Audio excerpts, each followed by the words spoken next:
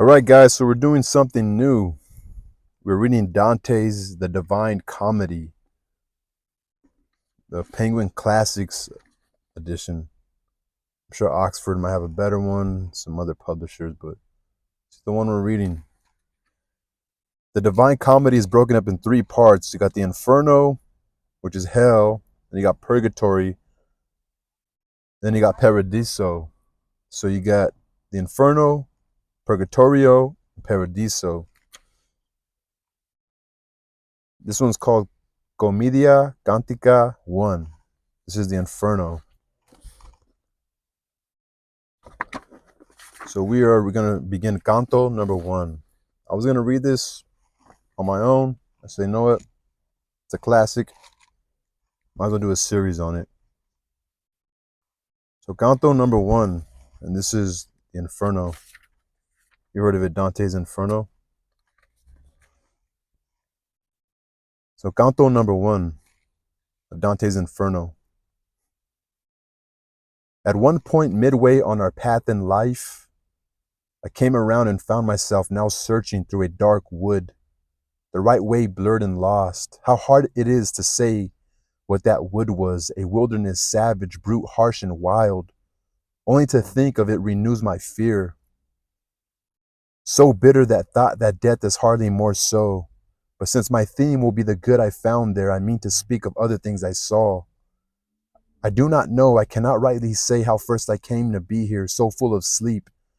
That moment abandoning the true way on, but then on reaching the foot of a hill, which marked the limit of the dark ravine that had before so pierced my heart with panic, I looked to that height and saw its shoulders already clothed in rays from the planet that leads all others on any road aright. My fears at this were somewhat quieted, though terror awash in the lake of my heart had lasted all the night I'd passed in anguish. And then like someone laboring for breath who's safely reaching shore from open sea, still turns and stares across those perilous waves, so in my mind, thoughts all fleeing still, I turn around to marvel at that strait that let no living soul pass through till now. And then my weary limbs a little rested, I started up the lonely scree once more. The foot that drives me always set the lower, but look now, almost as the scarp begins, a leopard light and lively, svelte and quick. Its coat displaying a dappled marking, this never ceased to dance before my face. No, on it came, so bothering my tread, I'd half a mind at every turn to turn. The time, however, was the hour of dawn. The sun was mounting, and those springtime stars that rose along with it when holy love first moved to being all these lovely things. So these, the morning hour, the gentle season, led me to find good reason for my hopes, seeing that creature with its sparkling hide, and not so far that no fear pressed on me to see appearing now a lion face.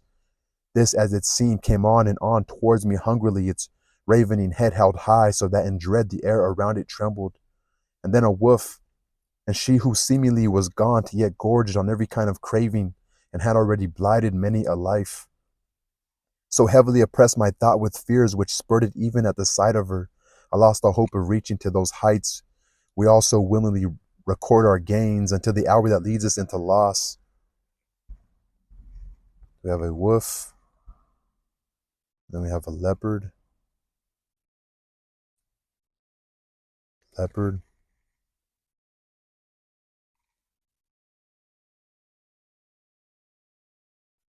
Then every single thought is tears and sadness. So now with me, that brute which knows no peace came ever nearer me, and step by step drove me back down to where the sun is mute. As I went ruined, rushing to that low, there had before my eyes been offered one who seemed long silent to be faint and dry.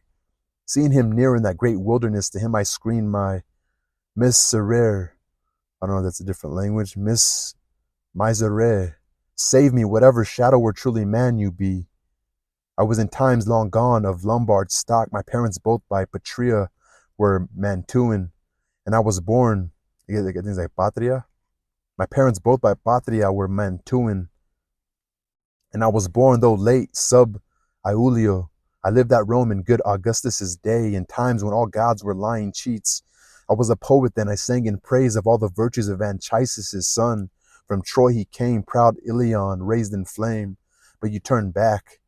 Why seek such grief and harm? Why climb no higher up that lovely hill?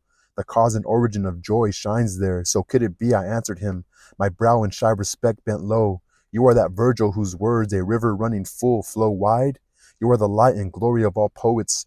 May this well serve me, my unending care, the love so great that's made me search your writings through. You are my teacher, you my Lord and law. From you alone I took the fine-tuned style that has already brought me so much honor. See there, that beast I turned because of that. Help me, your wisdom's known.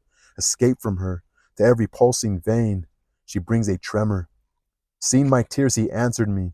There was another road, and that if you intend to quit this wilderness, you're bound to take. That beast, you cry out at the very sight. Let lets no one through who passes on her way. She blocks their progress, and there they all die. Okay, so now we see Dante, whoever this character was going somewhere, and now they're talking to somebody and they were blocked. I think he's talking to Virgil. She by her nature is cruel, so vicious she never can sate her voracious will, but feasting well is hungrier than before. She couples a mate to many a creature and will so with more, till at last there comes the hunting hound that deals her death and pain. He will not feed on dross or cash or gelt, but thrive in wisdom, virtue, and pure love. Born he shall be between the felt and felt, to all the shores where Italy bows down. Here chase Camilla died of wounds, Turnus, Euryalus, and Nissus too. He'll bring true health, hunting that animal from every town. At last he'll chase her back once more to hell, from which invidia has set her loose. Therefore, considering what's best for you, I judge that you should follow, I should guide, and hence through an eternal space lead on.